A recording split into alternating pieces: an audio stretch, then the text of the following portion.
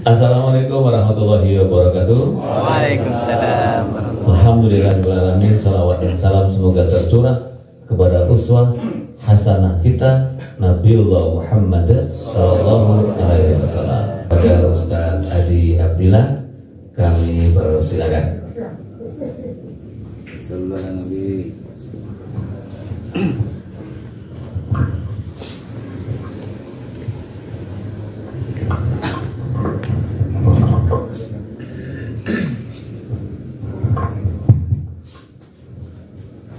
Bismillahirrahmanirrahim. Assalamualaikum warahmatullahi wabarakatuh. Waalaikumsalam warahmatullahi wabarakatuh. Alhamdulillahirabbil alamin.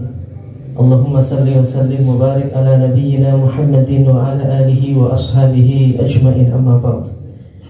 Yang saya hormati Kang Puji, yang dicintai Allah dan seluruh sahabat-sahabat saya, sahabat-sahabat kita semuanya, para jamaah yang dicintai Allah Subhanahu wa taala. Ya Rasulullah, salamun alaik, ya Rafi'a syani wa daraji, atfata ya jiratal alamin, ya uhailal judi wal karami, ya uhailal judi wal karami. Duh bala kanca priya wanita, aja mung ngaji syariat bloko, kur pinter dongeng nulis lan maca, tembe burine bakal sengsara, tembe burine bakal sengsara. Akeh kang hafal Quran hadise, seneng ngafirke marang liyane,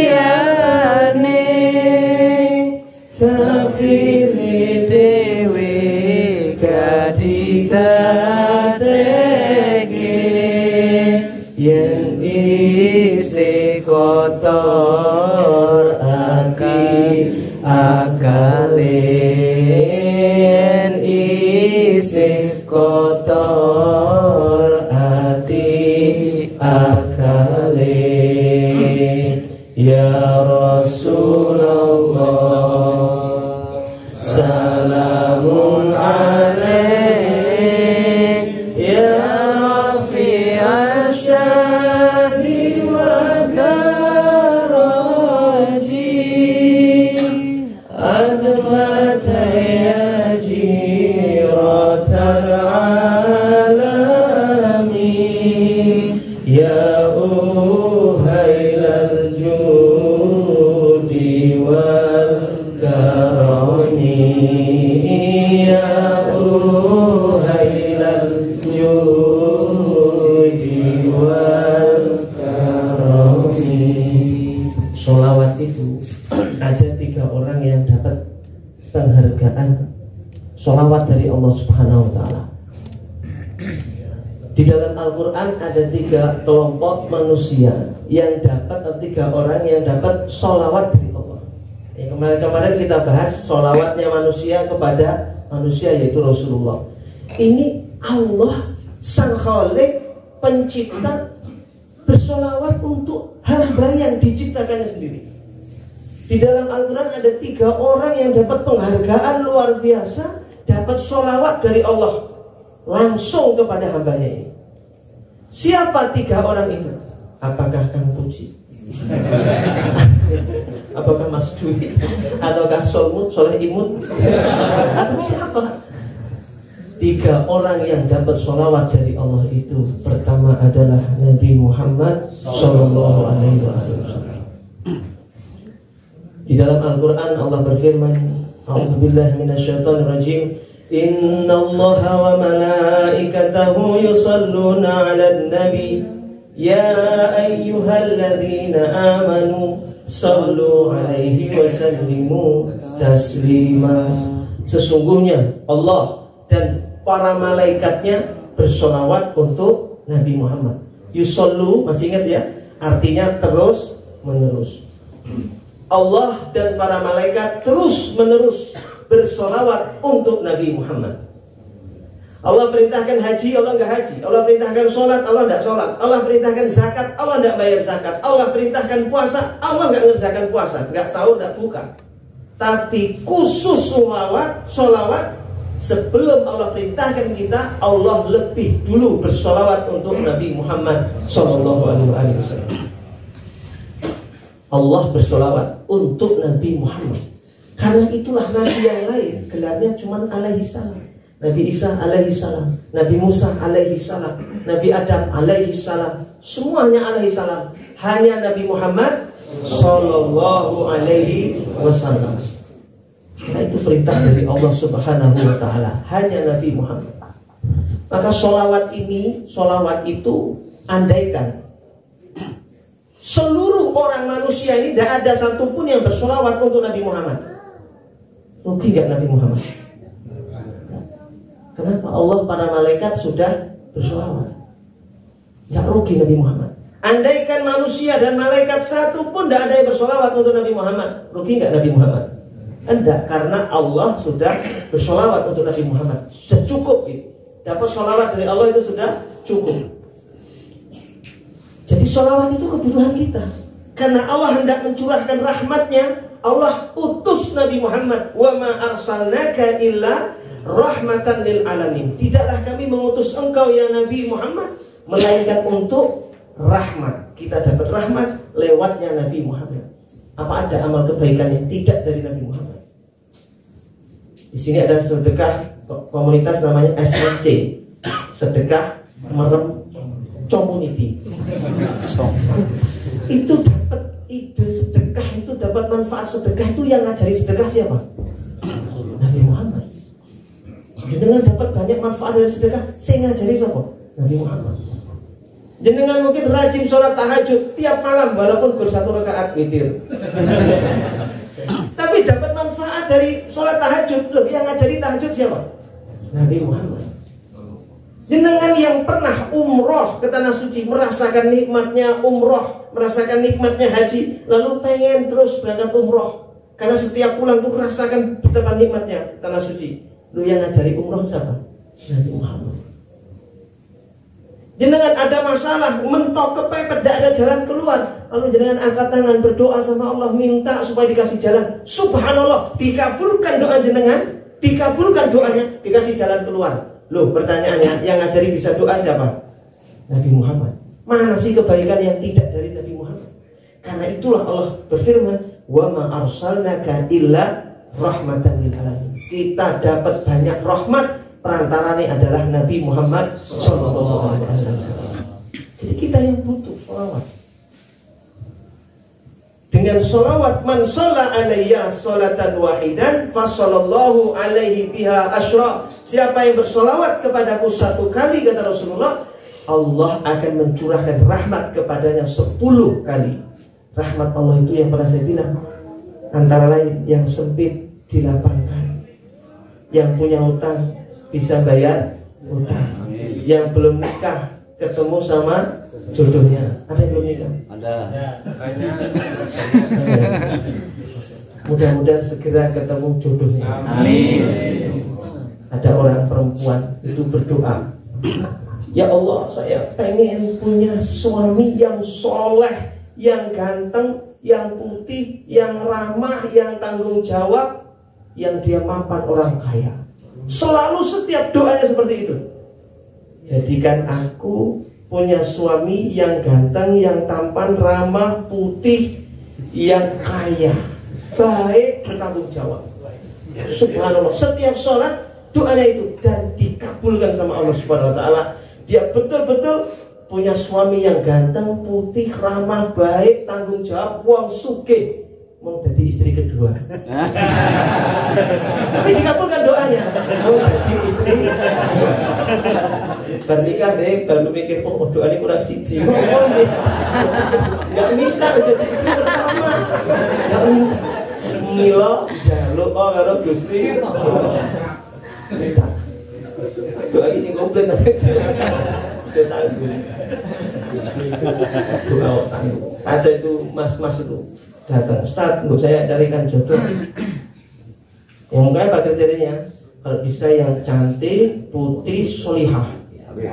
Cantik, putih, solihah. Ya ini cantik, putih, syukur-syukur, solihah. Oh syukur-syukur, solihah. Kurang ajar ini. Solihah kita ngarep apa jadi gurih. Oh baik Ustaz, tak balik. Syaratnya yang solihah, putih, dan cantik.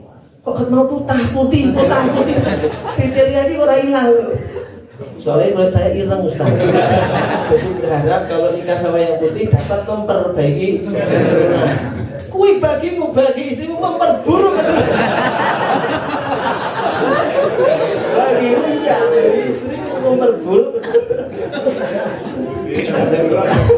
Kamu bolah cita-cita sing dulu apa-apa. Benar tiba kan sakit. Baik, lanjut nih. Jadi tekan di mau sholawat. Jadi bagian dari sholawat itu yang belum nikah ketemu jodohnya, yang belum punya anak diberi keturunan, amin. Yang belum punya pekerjaan diberi pekerjaan, yang belum punya usaha diberi usaha bisnis.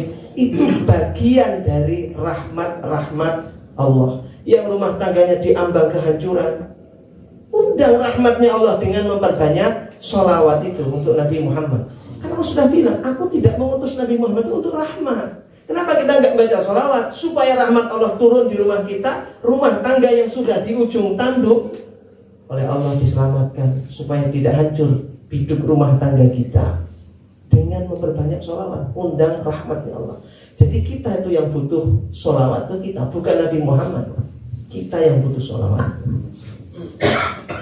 Bapak Ibu Bapak sekalian, para jamaah yang dirahmati dan dicintai oleh Allah Subhanahu wa Ta'ala. Jadi itu Masya Allah ya, luar biasanya dari sholawat. Bahkan sholat kita, sholat itu komunikasi antara kita dengan sholat komunikasi antara kita dengan Allah. Gak sepakat saya. Sholat itu komunikasi antara kita dengan Allah dan kita dengan Nabi Muhammad. Syirik Ustaz, syirik Ustaz. Loh gimana? Jangan kan tahiyat sendiri yang baca. Assalamu alaika ayyuhan nabi wa rahmatullah wa barakatuh. Keselamatan untukmu wahai Nabi wa rahmatullah wa barakatuh. Berarti kan kita sedang ngobrol sama siapa?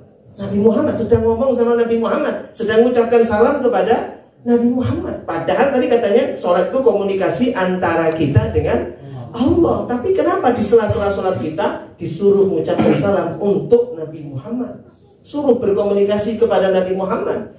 Karena Allah menghendaki sebelum kita minta macam-macam sama Allah, ucapkan salam dulu, baca sholawat dulu untuk kekasihku Muhammad Sallallahu Alaihi Wasallam.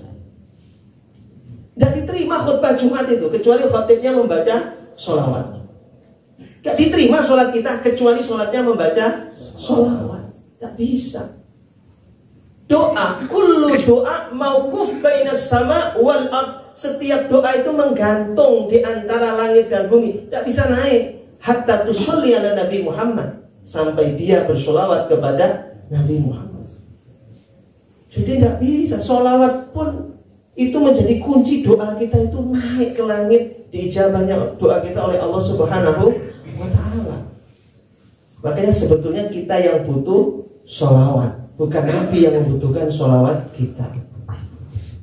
Para jamaah rahimakumullah, itu yang pertama, orang yang dapat solawat adalah Nabi Muhammad. Sekarang yang kedua, siapa yang dapat solawat dari Allah, penghargaan solawat dari Allah untuk hambanya, yaitu orang-orang yang apabila Allah sapa mereka dengan musibah, dengan kegetiran dan kepahitan hidup, dia bersabar.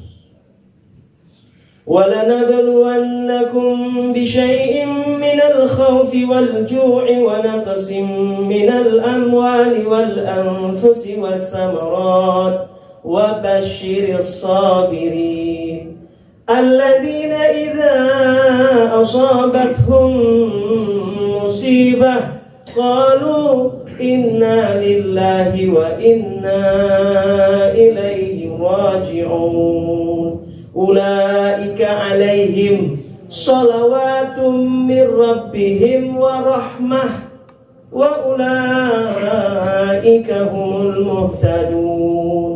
Dan sungguh kami betul-betul akan menguji manusia dengan ketakutan, takut virus. Ya enggak? Takut PKI, takut komunis, takut. Walju, lapar, krisis ekonomi, kelaparan, kekeringan. Wana kesim minal amwali wal anfus, kehilangan hartanya, bisnisnya kolab, bisnisnya hancur, investasi bodong, lari, mau daftar umroh malah daftarnya first travel, hilang duitnya, hilang hartanya, meninggal orang-orang yang dicintainya. Wabasyiris sabirin, kata Allah, beri kabar gembira untuk orang yang sabar. Siapa orang yang sabar? Orang yang apabila ditimpa musibah mereka berkata, ya wis Gusti Allah dipendhet oleh ora apa-apa. Mbiyen ora duwe apa-apa kok. Dulu saya tidak punya apa-apa, diambil lagi sama Allah, ya udah enggak apa-apa. Itu innalillahi wa inna ilaihi raji'un. Ya udah enggak apa-apa, sabar. Sabar itu dapat sholawat dari Allah. Ulaika alaihim sholawatum min rabbihim wa rahmah. Mereka orang dapat sholawat dari Allah, dari Tuhan mereka. Sabar. Makanya pas di Bantul waktu terjadi gempa tsunami gempa tahun 2006 ya, tanggal 27 Mei ya kalau nggak salah, 27 Mei 2006. Saya pas di Aceh waktu itu malah, jadi nggak mengalami. Lah pas terjadi gempa itu guru saya cerita di Bantul itu banyak rumah rata dengan tanah. Ada bapak-bapak ini rumahnya rata, senyum-senyum deh.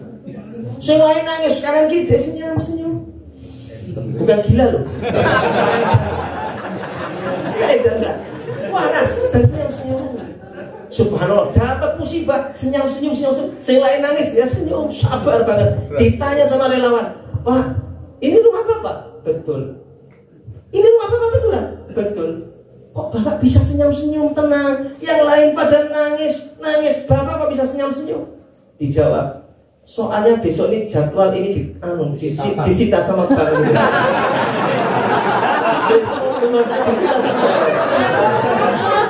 Hari ini kena gempa, alhamdulillah. Orang situ disita Pak. Soalnya Bang juga rumah kena gempa. Melalui untuk bantuan seluruh pemerintah. Sabar ya, 26 juta dulu, 30 juta. Jadi Masya Allah, sabar aja, dapat musibah sabar. Orang, jadi kalau kita itu kehilangan, maaf ya, mungkin di antara jenengan ada yang punya tadi bisnisnya ditikung sama temennya ya, makanya sedih ya. Sabar kan sedih. Bisnis rental mobil, kok mobilnya dibawa lari sama klien. Kenapa? Padahal baru punya satu, kreditnya belum lunas.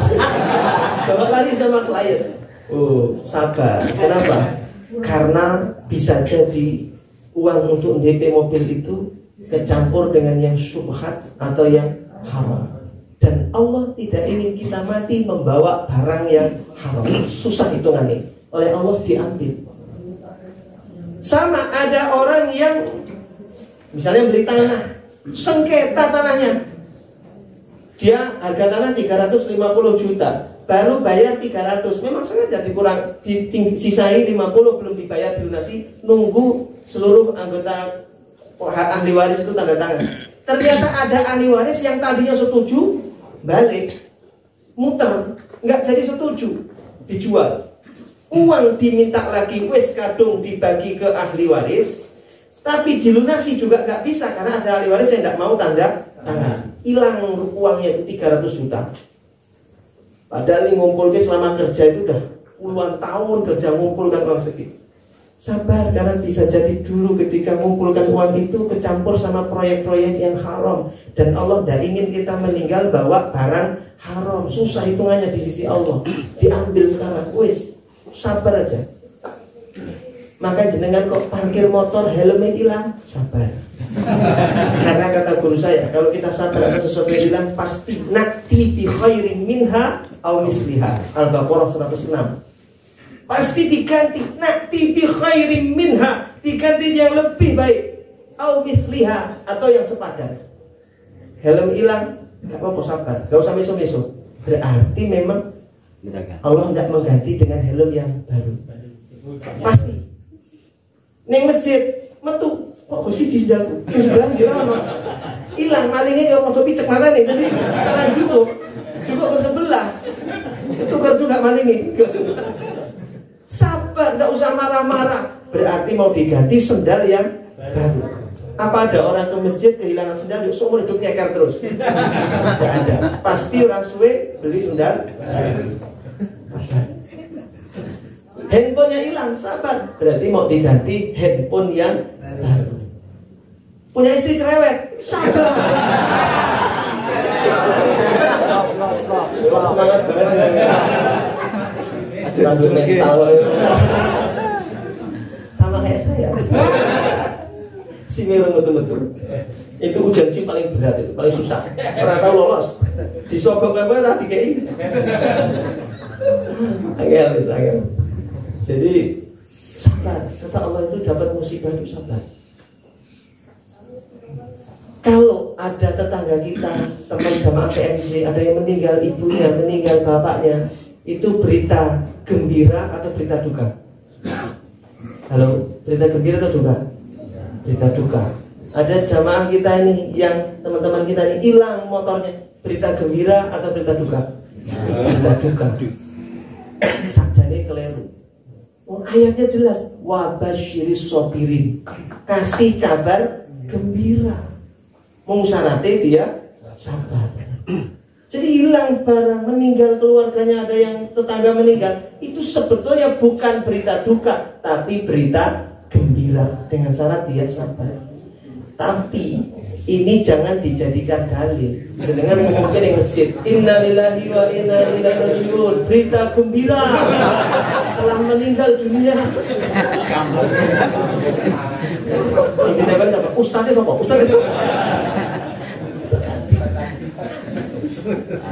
Angel. Itu hanya untuk konsumsi kita, bukan untuk konsumsi publik. Konsumsi kita, sabar. Dengan musibah itu sabar. Allah itu lebih tahu kondisi keadaan kita, sehingga Allah ingin kita itu masuk surga. Allah lebih ingin kita masuk surga daripada diri kita sendiri. Buktinya apa? Setiap hari Allah selalu menunggu kita bertobat dan diampuni tobat-tobat kita, dosa-dosa kita. Tapi setiap hari kita sibuk mengotori diri kita dengan dosa dan maksiat. Kita sibuk mengotori diri kita dengan dosa dan maksiat, sementara Allah sibuk mengampuni dosa-dosa kita. Jadi sebetulnya yang ingin masuk surga itu Allah, bukan kita. Yang lebih ingin masuk surga itu Allah. Lebih besar keinginannya daripada kita. Sehingga Allah melihat, wah, kok Mas Soleh iki kok dosane oke, tapi kok yang istighfar sedikit, jarang istighfar. Iku nek istighfar kok ketoke kaya dolanan. Astagfirullah, stop.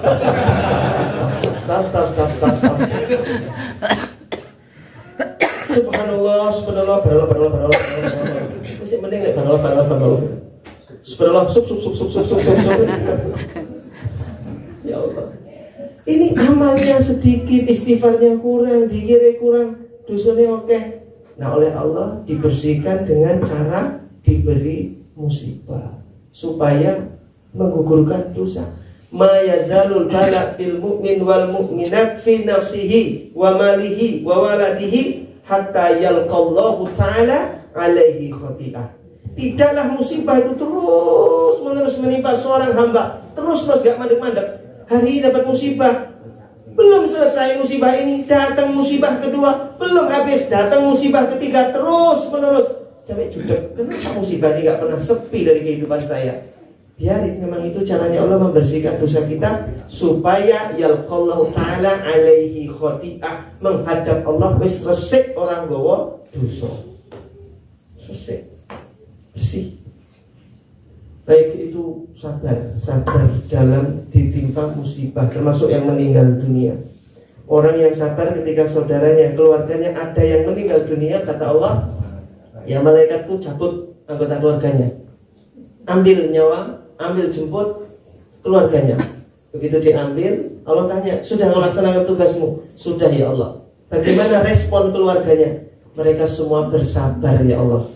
Lalu kata Allah, kalau gitu aku bangunkan untuk keluarganya yang sabar. Ketika orang yang dicintainya aku ambil, akan aku bangunkan sebuah istana, rumah yang megah, yang indah di surga. Aku beri nama rumah itu Baitul Hamdi. Jadi ada nama rumah di surga, istana yang indah namanya Baitul Hamdi. Rumahnya yang terpuji, rumah yang terpuji, Baitul Hamdi.